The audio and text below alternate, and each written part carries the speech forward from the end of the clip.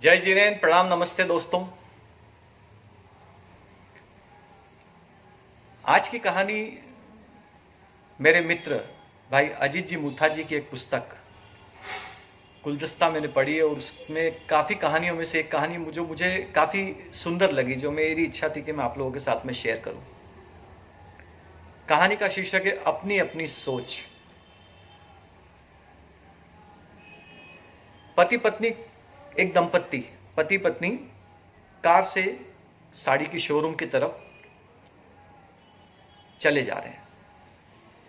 चौराहे पर सिग्नल होने की वजह से उनको कार अपनी रोकनी पड़ी। कार साहजिक तरह से रुकी। कार के साथ में ही साइड में दो लड़कियां स्कूटी पे सवार, वो भी रुकी। बड़ी मजाक मस्ती वो लड़कियां कर रही थी, फोन पे बात भी किसी से कर रही थी। शुरुआत में पति का ध्यान उन पे नहीं गया, लेकिन धीरे से उनका जब ध्यान, उस पति का ध्यान उन लड़कियों पे जब गया तो उनको देखने लगा। देखते देखते देखते कुछ समय बाद में उनको घूरने लगा। अच्छा, पत्नी इस बात को अपनी कनखियों से नोटिस कर रही थी कि आज पतिदेव जो हैं वो दोनों लड़कियों को देख रहे हैं, लेकिन लगा कि नॉर्मल चीज है। लेकिन जब एक टक देखने लगे, कंटिन्यूस देखने लगे, तो मन में द्वंद्व चलने लगा कि लड़कियों के प्रति बड़े आदर भाव रखने वाले मेरे हस्बैंड आज ऐसी हरकत कैसे कर रहे हैं। यही ऊहापोह चल रही थी, इतने में लाइट ग्रीन हो गई। वो लड़कियां थी स्कूटी पे आगे निकल गई। पतिदेव एकदम से अलर्ट मुद्रा में अपनी कार उन लड़कियों के पीछे चालू कर दी चलाना। पीछे कर दी मतलब कि उन लड़कियों के कंटिन्यूस पीछे चले जा रहे हैं। कभी कार आगे चली जाती, कभी लड़कियों की गाड़ी पीछे हो जाती तो गाड़ी फिर आगे चली जाती। कंटिन्यूस उनका पीछा करने ही लग गए और एक टक पतिदेव उन लड़कियों को देख रहे हैं। पत्नी को अब बिल्कुल दाल में काला नजर आने लगा। उसने मन में सोच लिया कि हर आदमी बिल्कुल एक जैसा ही होता है, मेरे पति कोई अलग से बने हुए नहीं हैं, उनकी मानसिक दशा भी बिल्कुल वैसी ही है। घर में इन लड़कियों के बराबर अपने घर में बेटी मौजूद है, लेकिन ये इन लड़कियों को कंटिन्यूस देखे चले जा रहे हैं। पत्नी ने सोचा कि इनका ध्यान थोड़ा सा भटकाती हूँ, तो वो इधर उधर की बातें करते हुए कुछ दिखाने लगी कि भैया वो देखो एक बोर्ड है ऐसा वैसा। पति ने बीच में रोक दिया, बोले 2 मिनट रुको, कुछ नहीं बोलना।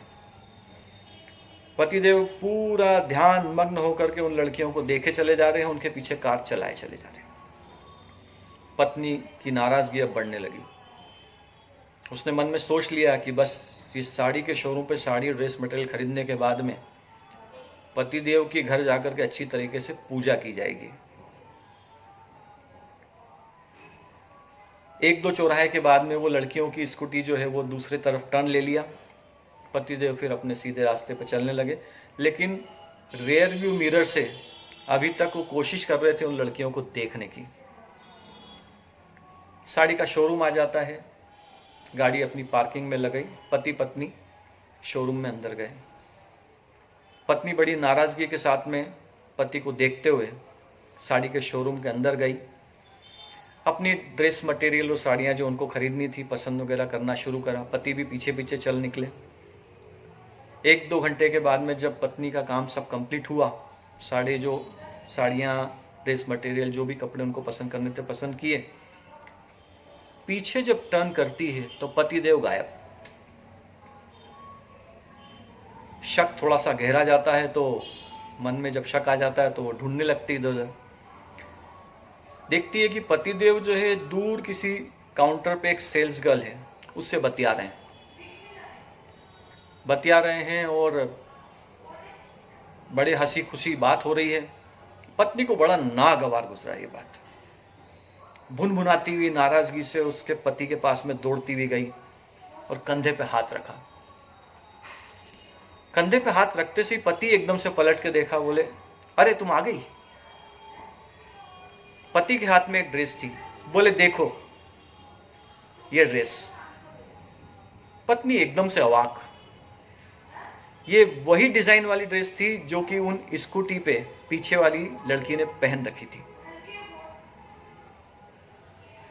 पत्नी कुछ बोलती उसके पहले ही पति बोल पड़ा, बोले कैसी लगी ये ड्रेस, अपनी बिटिया पे बहुत फबेगी, तुम भी थोड़ा सजेशन दो, क्या उसे पसंद आएगी। तुमने देखा था ना वो चौराहे पे एक लड़कियां जो दो जा रही थी, पीछे वाली जो बिटिया जो बैठी हुई थी कितनी सुंदर लग रही थी, अपनी बेटी भी कितनी सुंदर लगेगी।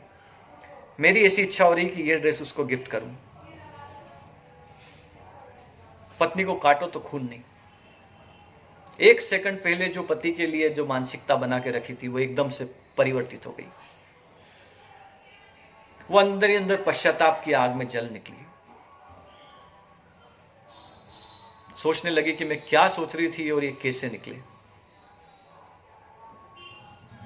कहानी यही समाप्त होती है। एक छोटे सा संदेश में इस कहानी के द्वारा देना चाहता हूं कि कभी कभी जो हम लोग देखते हैं वो होता नहीं है। ये सब चीजें नजरिए का खेल है। कभी कभी हम लोगों को जो गलत लगता है वो हो सकता है कि उस परिस्थिति काल में सही हो। तो हमेशा हर चीज के लिए सेकंड मौका हमें देना चाहिए और कोई भी कठोर निर्णय करने के पहले हमें एक बार सेकंड ओपिनियन अपने ही दिमाग में बिठा करके परिस्थिति को देखना जरूर चाहिए। धन्यवाद।